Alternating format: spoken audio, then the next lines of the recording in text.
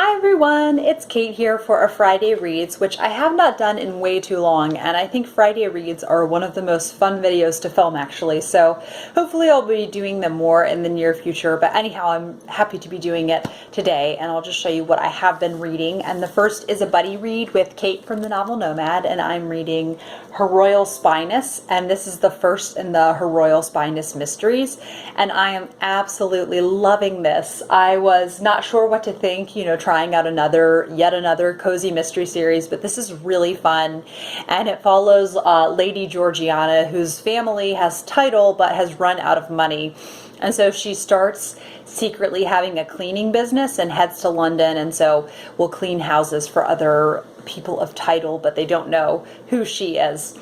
And then a body is found in the bathtub of her family's estate, so they're kind of trying to figure out who it is, and she isn't as much of a sleuth in this first one, but I'm enjoying the new world so much that I don't really mind. This is kind of like if P.G. Wodehouse had written mysteries. I think this would feel a lot like there are characters named Fig and Binky, and it's just very fun and lighthearted, and it's just a great book to dip in and out of, and I'm really enjoying it. I should finish this tomorrow, I think, actually.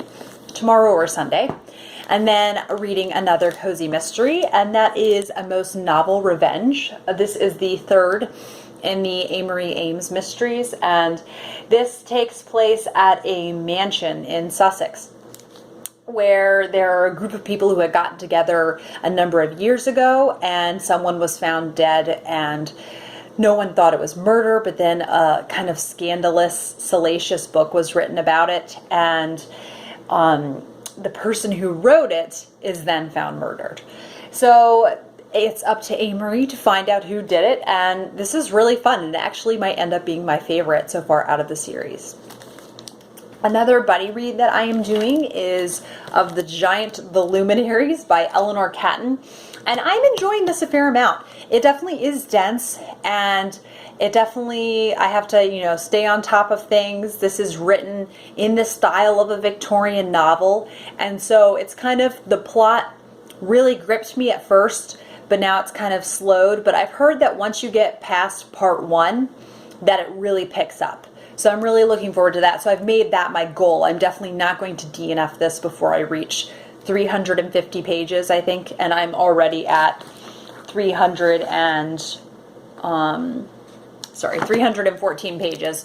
So I definitely can make it to 356, and then after that, hopefully it will pick up more.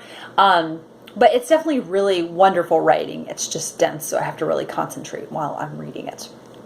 Then I have several options of what I can read after I finish Amory Ames and Her Royal Spyness. The first is I've actually really been missing reading fantasy. More on that to come in a discussion video. And The Shadow Rising is the fourth in the Wheel of Time series, and I set this down, I DNF'd it in like February, but then now I've been having second thoughts about that. So I got around 300 pages into it, but I'll just be starting over again. So I think with the cooler months, maybe I'd like to read some fantasy. Yeah, this wasn't on my TBR at all, but I just started thinking about it and thinking how much I wanted to be back in a like rich, vivid world. Then the next book that I want to finish, because I recently finished Quartet in Autumn, which was highly enjoyable, and so this was another in my list of books that I need to finish, September by Rosamund Pilcher, and I only have about 100 pages left of that. And then another book that I might start in the very near future, because I'm still really craving Victorian literature, and that is Barchester Towers by Anthony Trollope. I really want to get to this, so hopefully I will sooner rather than later. Then in addition to that, I just started the audiobook of Birds of a Feather by Jacqueline Winspear. This is the second in the Maisie Dobbs series, and I have only done about an hour out of the audiobook, but I really thoroughly enjoyed everything that I listened to, and it's definitely making me crave reading more of that. So I'll be dipping in and out of that. And I think over the course of the 2 weeks that I have it checked out, hopefully I'll be able to finish it.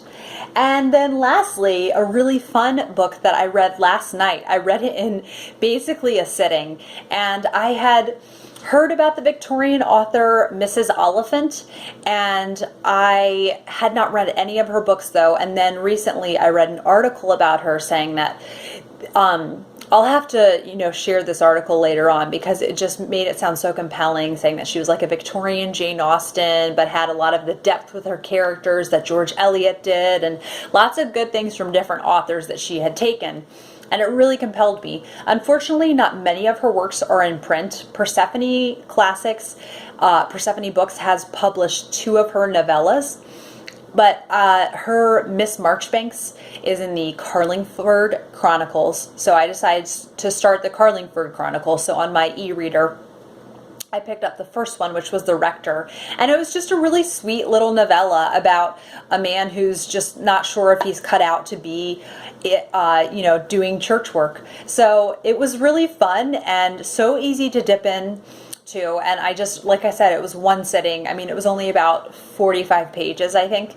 So I read that and I really enjoyed it. I think her writing style is extremely dynamic. So I then bought the ebook of what's the name of it? The Doctor's Family, and that already has me gripped. So I'm really excited about this new Victorian author who's extremely prolific, and so I will have lots to get to. Unfortunately, not much physical copies of things to be able to get a hold of, but I'm really thankful that I do have an e-reader, so I have that access if I want to read her.